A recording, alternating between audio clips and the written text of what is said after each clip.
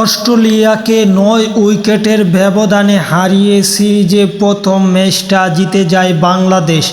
এরপর দ্বিতীয় ম্যাচ নিয়ে দর্শকদের আরও আগ্রহ বেড়ে যায়। মূলত মেইকে হতে যাচ্ছে অস্ট্রেলিয়ার ১২তম টেস্ট ভেন্যু।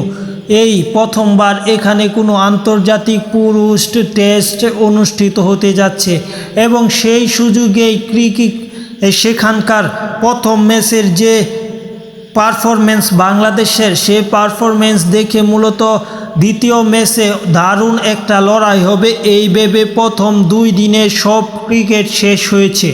কয়েক ঘন্টায় প্রথম ২ দিনের ক্রিকেট শেষ হয়েছে। প্রথম দিনের ক্রিকেট সারার সাথে সাথেই সম্পূর্ণ শেষ হলেও দ্বিতীয় দিনেরটা একদিন সময় লেগে প্রথম ২ দিনের ক্রিকেট শেষ হয়েছে। ক্রিকেট অস্ট্রেলিয়ার প্রধান নির্বাহী টড গিনবার্গ জানিয়েছে, আগস্ট মাসে সাধারণত অস্ট্রেলিয়ায় টেস্ট ক্রিকেট খেলা হয় না। উত্তরাঞ্চলে আয়োজিত এই সিরিজটি নিয়ে স্থানীয় ও আন্তর্জাতিক সমর্থকদের আগ্রহ প্রত্যাশা অপ্রশংসনীয়।